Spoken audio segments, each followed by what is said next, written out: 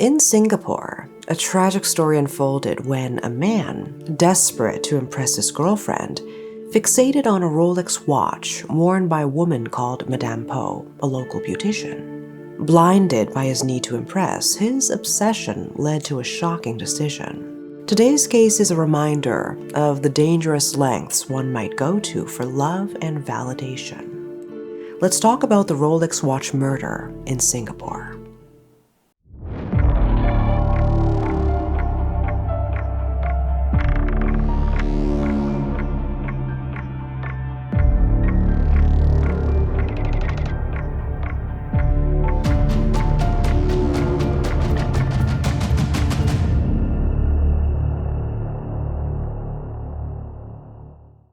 So it was the early morning of April 20th, 1998. Everyone was starting their day, some headed to work, others to school. But that morning, something horrible happened near the Marina South bus stop. There was an empty car parked with no owner around, police tape everywhere, and a body found in the nearby woods. The body was identified pretty quickly because her personal belongings were still with her. She was a beautician named Sally Po. She worked on small photo shoots and in low-budget movies at the time. Once they knew who she was, the police called her family, including her husband, Lee Boon-siang. It was horrible news for him and their 2 kids. Madame Po had planned to meet a client that day, so she left home early. Lee said that the night before, someone had called his wife about helping with a photo shoot. He overheard the call but never imagined it would lead to something like this. His wife was found with a bloody head, a cut wrist, and it was clear she was murdered. This was no accident. At first, it didn't look like a robbery, but then he realized his wife's Rolex watch, which she had been wearing that morning, was missing. The police then questioned Lee about what he knew and who the client might be. Mr. Lee told them that he heard the client's name was Lai Zhou. That was all they had to go on. It didn't take too long to figure out that Lai Zhou wasn't the real name. Some quick asking around revealed that it was actually Liar Zhou, and people knew who Liar Zhou was. His real name was Tengku Jonaris Badlisha, but most people just called him Jonaris. He wasn't just some regular guy, he was a prince. His uncle was the Sultan of Kedah, part of a Muslim dynasty in the Malay Peninsula. Despite his royal connection, Jonaris didn't live a life of luxury. Maybe it was because he was just a nephew, not a direct heir. He had a normal job as a freelance assistant cameraman and prop assistant. Not much is known about Jonaris' early life, other than he was 23 years old at the time. But we do know his mother was Elizabeth Seet, a Singaporean woman, and his father was Tengku Abdul Hamid Thani from Malaysia. He also had an older brother, but his name has been kept private. Jonaris' life turned tough when he was just 2 years old. That's when his parents divorced, and he moved to Singapore with his mother. Later on, his mom remarried a man named Robert Saya, and they lived in the Seletar Hills area in Singapore. Elizabeth and Robert had their own kids, and that's when things got really bad for Jonaris and his brother. Robert was a terrible stepfather, abusive to both boys. Even their mother joined in on the abuse.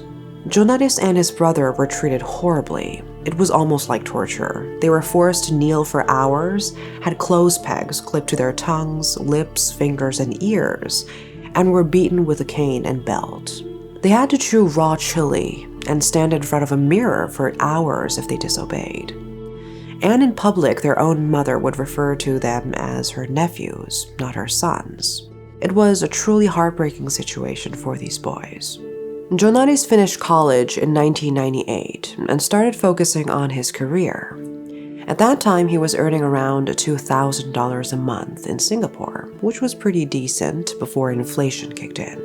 He was earning $2,000, but he was spending around $4,000 a month just on sexual pleasures. He had a favorite woman he saw regularly named Saifun Namu, who was of Thai descent and 8 years older than him. In addition to his excessive brothel visits, Jonaris was also known for being a pathological liar, which earned him the nickname Liar Joe. He would brag about things that weren't true, like claiming he bought an expensive DuPont lighter for 3 times its actual price. He even lied about Siphone's occupation to his friends, claiming she was a flight attendant living in a condo in Orchard, which wasn't true. Jonaris was very obsessed with Siphone to the extent of sending money to her son back in Thailand. As Siphone's birthday approached in April 1998, Jonaris was desperate to find a gift. He remembered that Siphone once had a Rolex watch given by her ex-husband, which she missed after it was pawned following their divorce. He thought it would be romantic to give her something she longed for. But buying a Rolex was out of his financial reach, and borrowing more money wasn't an option. And then he remembered seeing a beautician whom he met at a photo shoot wearing a Rolex. So Jonaris, posing as Nigel, called Madame Po on April 19th, offering her $1,000 for a photo shoot, more than double her usual fee. He asked her to meet at the Super Bowl Golf and Country Club near the Marina South bus stop early in the morning. He didn't realize that Po and Lee would mishear his name as Lie Joe, linking him to his Liar Joe nickname, which eventually led to his arrest in this case. Madame Po, seeing the offer as very profitable, accepted it without hesitation. She drove to the Marina South bus stop early in the morning around 6:30 a.m. on the day of the murder. There, she was approached by Jonaris, who knocked on her car window and told her that Nigel and the crew would arrive soon. Po parked her car, and she and Jonaris waited together for the bus. Jonaris was probably looking around for the right moment to strike, while Madame Po had no idea of the danger she was in.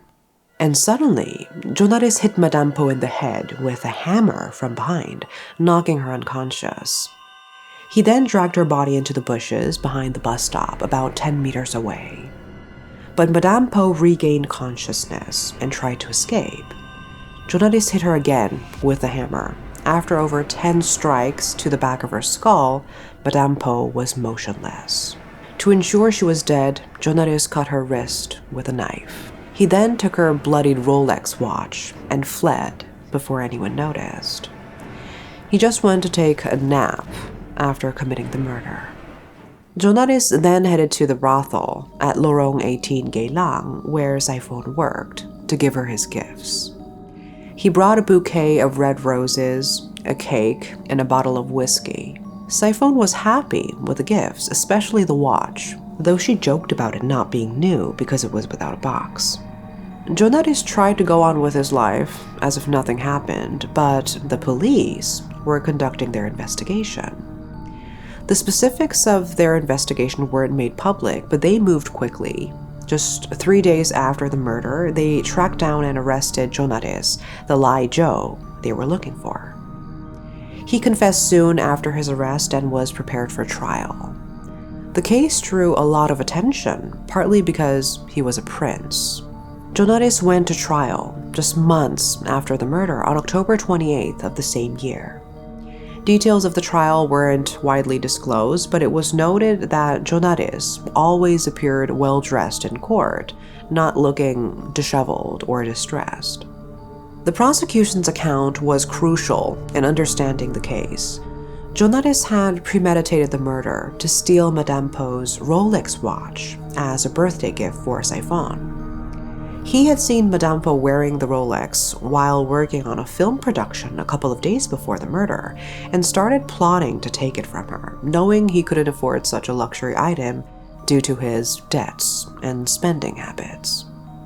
During the autopsy, Professor Chao Chi-Chang found multiple fractures on the left side of Po's skull, with one fracture measuring up to 13 centimeters. The severity of these head injuries was such that even immediate medical attention wouldn't have saved Madame Po. She also had cuts on her wrist, but it was the head injuries that were fatal. The defense team tried to argue that Jonaris was not mentally stable. Jonaris himself admitted to being overworked and depressed in the days leading up to the murder. He was obsessed with the idea of getting the watch his girlfriend longed for, claiming it haunted his dreams. He felt compelled to get that watch at any cost and didn't care about any other belongings of Madame Po.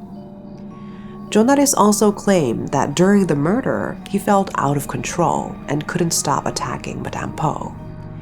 He described a surreal experience where he couldn't hear her pleas for mercy. Once he had that watch, he felt a sense of relief.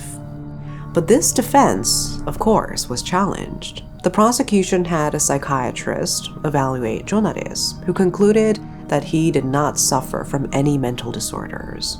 Jonaris had a normal social life and work routine before the incident, including a relationship with his girlfriend. The prosecution argued that Jonaris had meticulously planned the crime, even using a fake name with the victim, Madame Po. They suggested his intention was not just robbery, but also to murder Madame Po to prevent her from reporting him to the police, as indicated by him slashing her wrists. After the crime, Jonaris maintained a calm demeanor, further casting doubt on his claim of mental disturbance during the killing. The trial lasted 19 days, and Jonaris was found guilty of premeditated murder and sentenced to death by hanging. He filed an appeal in February 1999, but it was unsuccessful. The exact date of his execution was not publicized, but it occurred in the same year he lost his appeal. In the aftermath, Saifon was not treated as an accomplice and returned to Thailand to avoid public attention. The case is a tragic example of a life taken for selfish and greedy reasons. It's a story that shows how important it is to keep our values straight and remember what's really important in life. In the end, Jonaris' obsession cost way more than just a watch. It cost a life, and that's something you can never get back.